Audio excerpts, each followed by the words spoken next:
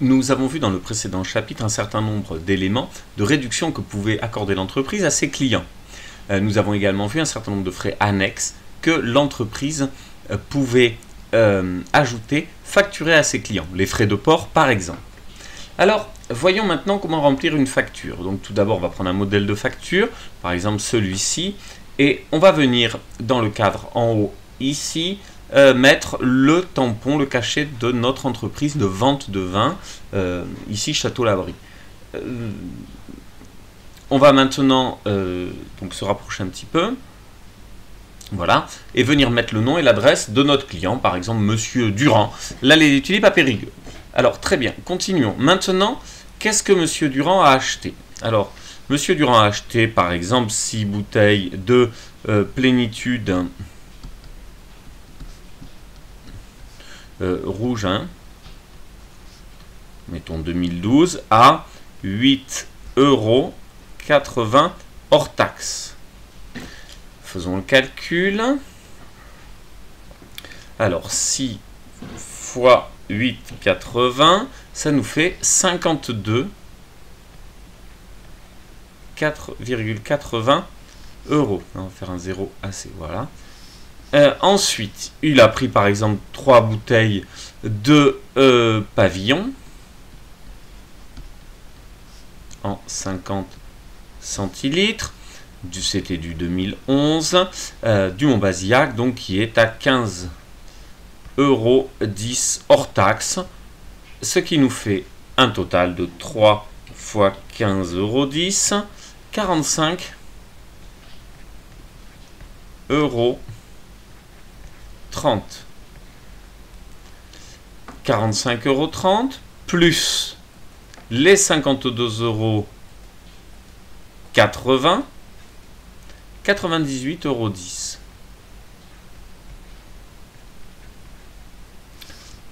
€. Ça va être donc notre total, pardon, pas net, total hors taxe. On va lui accorder maintenant une remise de, mettons, 15%. 98,10 €. Pour calculer la remise, je multiplie par le pourcentage, c'est-à-dire 15 divisé par 100. Et j'arrive donc à une remise de 14,71 €. Attention, j'ai un 5 ici. Je vais donc arrondir au-dessus. 14,72 €. Le total va donc faire 98,10 moins 14,72 €. 83 € moins, ça fait donc 83,38 €. Le nom de ce total, c'est un net commercial. Et on va l'appeler net commercial 1, puisqu'on en aura très certainement un deuxième. Et oui, on va accorder à notre client, pour l'exercice, un rabais de 10%, pour des raisons qu'on ne développe pas ici. Alors, 88,38, je multiplie par le pourcentage, 10 divisé par 100.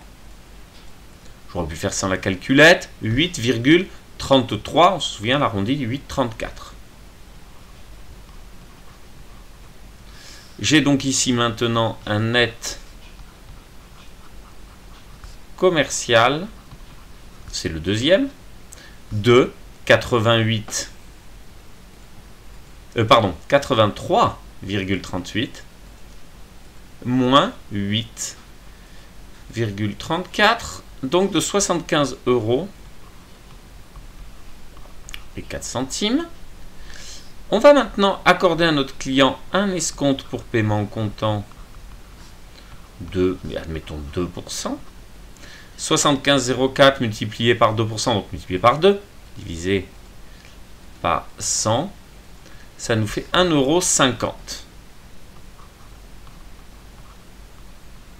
Écrivons correctement. 75,04 moins 1,50 €, 73,54 €. Alors là, on parle de net non plus commercial, puisque l'escompte, ce n'est pas une réduction commerciale, c'est une réduction financière. On parle donc de net financier.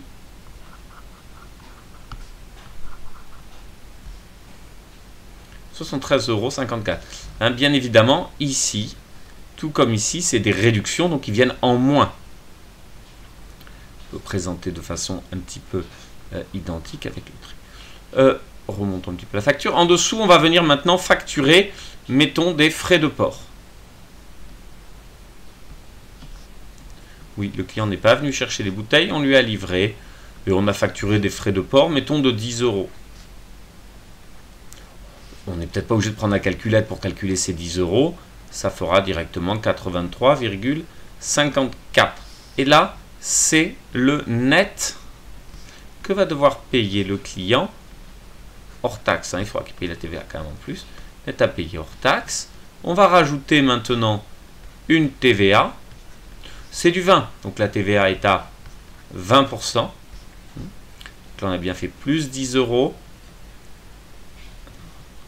Alors, 83,54 multiplié par 20 divisé par 100, ça nous donne bien notre TVA de 16,71 €, hein, le 8 qu'on vient arrondir, ce qui nous fait un montant TTC, inscrivons-le en bas, ce sera plus clair pour le client, 83,54 plus 16,71 €, ça nous fait un total de 100 € et 25 centimes. Voilà comment on pourrait présenter la facture au client. Hein, on pourra bien évidemment le faire sous format informatique. Les choses qui sont très importantes à faire, c'est, on le voit, de calculer chaque réduction sur le net commercial qui est juste au-dessus et ne pas recalculer sur le net à payer tout en haut. Voilà. Parce que le résultat ne serait pas le même et c'est celui-là qui est le plus intéressant pour l'entreprise qui vend. Donc c'est ce calcul-là qu'on va utiliser. Voilà.